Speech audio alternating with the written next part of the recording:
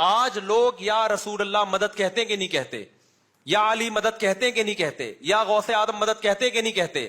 تو یہ خدا کے علاوہ آپ پکار رہے ہو کسی اور کو, اور کسے پکار کہتے ہیں بھائی؟ یہی کام تو وہ لوگ کرتے تھے. وہ بتوں پہ اعتکاف کر کے بیٹھتے تھے, آپ قبروں پہ بیٹھ گئے ہو جا کے. وہ بتوں کا طواف کرتے تھے, آپ قبروں کا طواف کر رہے ہو. وہ بتوں کو سجدہ کرتے تھے. سجدہ بت کو کیا جائے یا بزرگ کی مورتی کو کیا جائے یا بزرگ کی قبر کو کیا جائے, دونوں سجدوں میں کوئی فرق نہیں ہے. ہمیں آپ بول دیا کرو بھائی وہابڑے, دیوبندڑے, پتہ نہیں کیا کیا, گستاخ رسول. کوئی گورنمنٹ کی طرف سے کوئی پابندی نہیں ہے. ہماری صحت پہ کیا اثر پڑتا ہے بھائی؟ ہم کون سا پولیس میں ہے کہ ڈنڈے کے زور سے آپ کو اپنی بات سمجھا رہے ہیں؟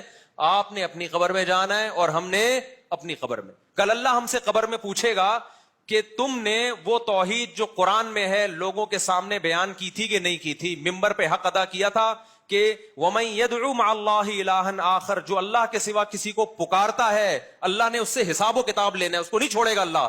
تو کیا تم نے ممبر پہ لوگوں کو بتایا تھا کہ صرف یا اللہ مدد کا نعرہ لگے گا, یا رسول اللہ مدد, یا علی مدد, یا غوث آدم مدد, یا حسین مدد؟ نہیں لگے گا. ہم کہہ دیں گے اللہ ریکارڈنگ موجود ہے, ثبوت موجود ہے. اب تو ہر چیز ریکارڈ اللہ کے پاس تو ویسے ہی ریکارڈ ہو رہی ہے, دنیا میں بھی ریکارڈنگ موجود ہے. آپ پھر بھی یا علی مدد کہتے ہو, آپ پھر بھی یا حسین مدد کہتے ہو, آپ پھر بھی یا غوث آدم مدد کہتے ہو, آپ پھر بھی کسی قبر کو سجدہ کرتے ہو. تو بھئی آپ کے پاس اگر اس کی ایکسپلینیشن اللہ کے پاس اللہ کو مطمئن کرنے کے لیے ہے تو آپ پیش کر دینا. اللہ اگر آپ کو عذاب نہ دے تو ہمیں کوئی تکلیف نہیں ہے. لیکن اللہ نے قرآن میں جو وعدہ کیا ہے, اب اللہ جانے آپ جانے, اللہ نے وعدہ یہ کیا ہے کہ مشرک کی میں کسی قیمت پہ مغفرت نہیں کروں گا. شرک معاف نہیں ہو سکتا, کچھ بھی کر لو. یہ غیرت کا مسئلہ ہے. شرکت جو ہے نا کوئی بھی غیرت مند برداشت نہیں کرتا جو حاکم ہو. مشرکین کون سا یہ کہتے تھے کہ دو اللہ ہیں؟ قرآن کیا کہتا ہے؟ وَلَئِن سَأَلْتَهُم مَّنْ خَلَقَ السَّمَاوَاتِ وَالْأَرْضَ لَيَقُولُنَّ اللَّهُ. اے نبی جب آپ 360 بتوں کی عبادت کرنے والے مشرکوں سے پوچھتے ہو کہ اس کائنات کا بنانے والا کون ہے, تمام کافر, تمام غیر مسلم مشرک کہتے تھے صرف اللہ, اللہ ہے جس نے ان کو بنایا ہے.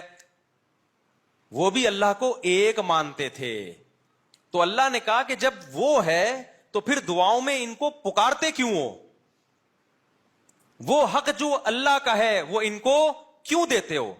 تو وہ کہتے تھے ہم اللہ کو بھی مانتے ہیں. تو اللہ نے کہا ایسا ماننا مجھے معتبر, مجھے قبول نہیں ہے. وَمَا يُؤْمِنُ أَكْثَرُهُمْ بِاللَّهِ إِلَّا وَهُمْ مُشْرِكُونَ.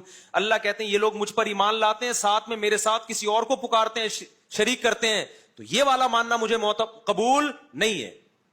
آج ہم لا الہ الا اللہ بھی پڑھ رہے ہیں, پھر یا رسول اللہ انظر حالنا واسمع قالنا. یہ کیا ہو رہا ہے مسجدوں میں بھائی؟ وَأَنَّ الْمَسَاجِدَ لِلَّهِ, مسجدیں اللہ کا گھر ہیں. فَلَا تَدْعُوا مَعَ اللَّهِ أَحَدًا, اللہ کے ساتھ کسی اور کو مت پکارو. کمال کی بات ہے یہ آیت بیچ میں لکھی ہوگی, دائیں طرف یا اللہ مدد اور بائیں طرف یا رسول اللہ مدد.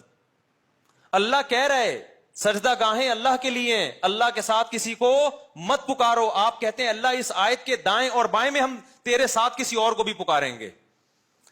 تو یہ پیغمبر سے محبت نہیں ہے, یہ پیغمبر کی تعلیمات کی دھجیاں اڑا رہے ہو آپ.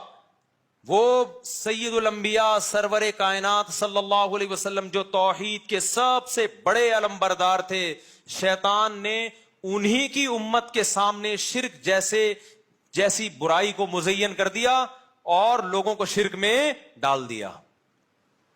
تو یہ کس کا کام ہے؟ شیطان کا کام ہے, جو برائی کو آپ کی نظروں میں کیا کرتا ہے؟ مزین. توحید پرست انسان کے چہرے پہ رونق ہوتی ہے, اس کے دل میں کیا ہوتا ہے؟ سکون.